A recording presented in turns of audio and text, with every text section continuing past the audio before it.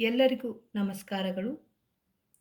4ನೇ ತರಗತಿ ಕನ್ನಡ ಪಠ್ಯಪುಸ್ತಕದ 2ನೇ ಭಾಗದ ಗದ್ಯ 12 ರಜಾಪತ್ರ ಸಮಿತಿ ರಚನೆ. ಅಭ್ಯಾಸ. ಪ್ರಶ್ನೆ ಅ. ಬಿಟ್ಟ ಸ್ಥಳವನ್ನು ಸರಿಯಾದ ಪದಗಳಿಂದ ತುಂಬಿರಿ. ಮೊದಲೇದು, ಅನುಮತಿಗಾಗಿ ಬರೆಯುವ ಅರ್ಜಿಯೇ ರಜಾ ಅರ್ಜಿ. ಎರಡನೇದು, ಇಂದಿನ ದಿನಗಳಲ್ಲಿ ವಿದ್ಯಾರ್ಥಿಗಳು ಶಿಕ್ಷಕರಿಂದ ಡ್ಯಾಶ್ ಕೇಳದೆ ರಜೆ ಹಾಕುತ್ತಾರೆ. ಅನುಮತಿ. ಸೂಕ್ತ ಕಾರಣ ನೀಡಿ ಬರೆಯುವ ಪತ್ರವೇ ರಜಾ ಅರ್ಜಿ. ನಾಲ್ಕನೇದು, ಪೋಷಕರ ಸಹಿ ಇದ್ದರೆ ಪತ್ರಕ್ಕೆ ಇನ್ನಷ್ಟು ಗೌರವ ಬರುತ್ತದೆ. ಪ್ರಶ್ನೆ ಆ. ಒಂದು ವಾಕ್ಯದಲ್ಲಿ ಉತ್ತರ ಬರೆಯಿರಿ. ಮೊದಲೇ ಪ್ರಶ್ನೆ, ಕೈ ಬರಹದ ಪತ್ರ ಏಕೆ ಕಡಿಮೆಯಾಗಿದೆ? ಉತ್ತರ, ಕಾಲಕ್ರಮೇಣ ಕಂಪ್ಯೂಟರ್, ಮೊಬೈಲ್ ಇತ್ಯಾದಿಗಳು ಬಂದು ಕೈ ಬರಹದ ಪತ್ರ ಕಡಿಮೆಯಾಗಿವೆ. ಪ್ರಶ್ನೆ 2, ಪತ್ರದಲ್ಲಿ ಏನನ್ನು ಮೂಡಿಸುವಾಗ ಸಂತೋಷವಾಗುತ್ತದೆ? ಉತ್ತರ, ಪತ್ರದಲ್ಲಿ ಮನಸ್ಸಿನ ಆಲೋಚನೆಗಳನ್ನು ಮೂಡಿಸುವಾಗ ಸಂತೋಷವಾಗುತ್ತದೆ.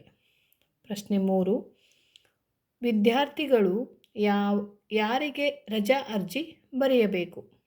ಉತ್ತರ, ವಿದ್ಯಾರ್ಥಿಗಳು ತರಗತಿಯ ಶಿಕ್ಷಕರಿಗೆ ಅಥವಾ ಮುಖ್ಯೋಪಾಧ್ಯಾಯರಿಗೆ ರಜಾ ಅರ್ಜಿ ಬರೆಯಬೇಕು. ಪ್ರಶ್ನೆ 4, ಯಾವುದು ಒಳ್ಳೆಯ ವಿದ್ಯಾರ್ಥಿಗಳ ಲಕ್ಷಣವಲ್ಲ? ಇದರ ಉತ್ತರ, ವಿದ್ಯಾರ್ಥಿಗಳು ಶಿಕ್ಷಕರಿಂದ ಅನುಮತಿ ಕೇಳದೆ ಶಾಲೆಗೆ ಗೈರು ಹಾಜರಾಗುತ್ತಿರುವುದು ವಿದ್ಯಾರ್ಥಿಗಳ ಲಕ್ಷಣವಲ್ಲ. ಪ್ರಶ್ನೆ 5, ರಜಾಪತ್ರಕ್ಕೆ ಯಾರು ಸಹಿ ಮಾಡಿದರೆ ಹೆಚ್ಚು ಗೌರವ ಬರುತ್ತದೆ? ಉತ್ತರ, ರಜಾಪತ್ರಕ್ಕೆ ವಿದ್ಯಾರ್ಥಿಯ ಪೋಷಕರು ಅಥವಾ ಪಾಲಕರು ಸಹಿ ಮಾಡಿದರೆ ರಜಾಪತ್ರಕ್ಕೆ ಹೆಚ್ಚು ಗೌರವ ಬರುತ್ತದೆ. ಭಾಷಾಭ್ಯಾಸ. ಪ್ರಶ್ನೆ ಅ. ಮಾದರಿಯಂತೆ ಕನ್ನಡ ಪದವನ್ನು ಬಳಸಿ 5 ವಾಕ್ಯಗಳನ್ನು ರಚಿಸಿರಿ. ಮಾದರಿ: ನಮ್ಮ ನಾಡು ಕನ್ನಡ, ನಮ್ಮ ಭಾಷೆ ಕನ್ನಡ, ಕನ್ನಡ ನಾಡು ಶ್ರೀಗಂಧದ ಬೀಡು, ನಮ್ಮ ಬೀಡು ಕನ್ನಡ, ನಮ್ಮ ಉಸಿರು ಕನ್ನಡ, ನಾನು ಕನ್ನಡ ನಾಡಿನವಳು. ಪ್ರಶ್ನೆ ಆ.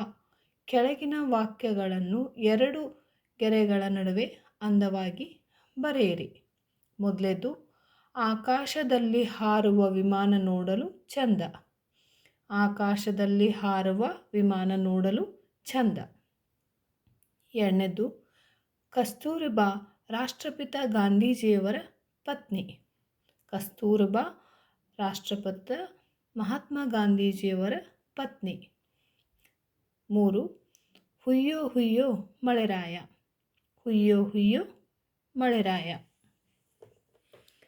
ಧನ್ಯವಾದಗಳು.